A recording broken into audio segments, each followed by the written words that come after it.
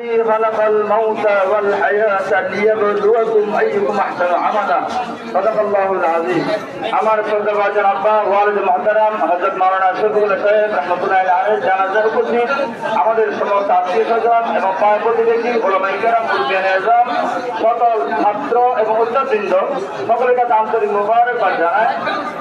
আমার আব্বা জান একজন মনীষী ছিলেন, যেমন আবেদ ছিলেন এমন জাহিল ছিলেন, এমন আল্লাহ ওয়ালা ছিলেন। এগুলো আমরা বলার কথা নয়, তারপরে স্মরণ করে দিচ্ছি। এই কারণে আমরা যে পিতা হারিয়েছি, আপনারা সবাই ভাবতেছেন আমি পিতা হারিয়েছি, পিতার ব্যথা ব্যথিত। আমি ব্যথিত, অবশ্যই ব্যথিত, কিন্তু একদিক থেকে আমি শুকরিয়া আদায় করি।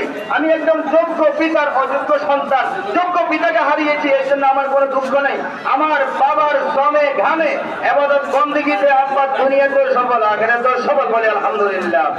আমার বাবাকে আমি যত দিন দেখেছি, আমার চোখে রাতের 2টায় উঠেছে, ওযু করে তাহাজ্জুদ করেছে, ঘুম গেছে 3টায় উঠে আবার ওযু করে তাহাজ্জুদ, দৈনিক 3 থেকে 4 বার তাহাজ্জুদ করে, যতবার উঠে যতবার ঘুম ভাঙে ততবার জিকির করে আলহামদুলিল্লাহ। আমার আব্বা জাকির শাকিরের মধ্যে আছে, জন্য বলে আলহামদুলিল্লাহ।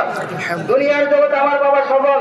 আমরা ভাই বোন 10 জন, একজন ইন্তেকাল করছেন, 9 জন জীবিত আছি, সকলে আলেম, 2 জন হাফেজ আলেম মুফতি আছে।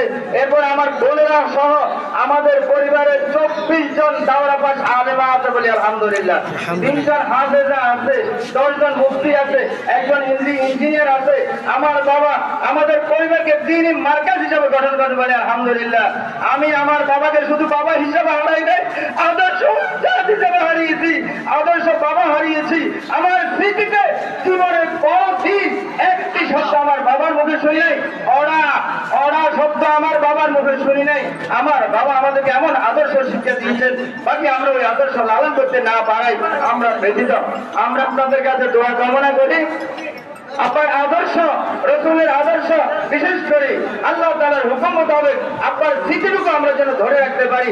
আপনার স্মৃতিস্বরূপ দুনিয়াতে যা রেখে গেছেন, চট্টিবাড়ি মৌরানি মাদ্রাসা, চট্টিবাড়ি ট্রেনিং সেন্টার, চট্টিবাড়ি বোর্ড, এমনকি মহিলা মাদ্রাসা একসময় যাওয়া পর্যন্ত ছিল না, এখন যাওয়া এইভাবে মহিলা হাজখানা আছে, বিশেষ করে দারুল কলম ইনস্টিটিউট প্রতিষ্ঠা করে, বিশেষ করে বিক্রি প্রকাশের মাধ্যমে সারা বাংলার মুখে আলোড়ন সৃষ্টি করেছেন।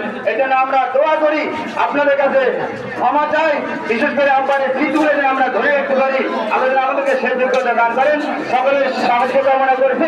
বিশেষ করে আমার আব্বা জান ছোটবেলা থেকে পড়াইছেন।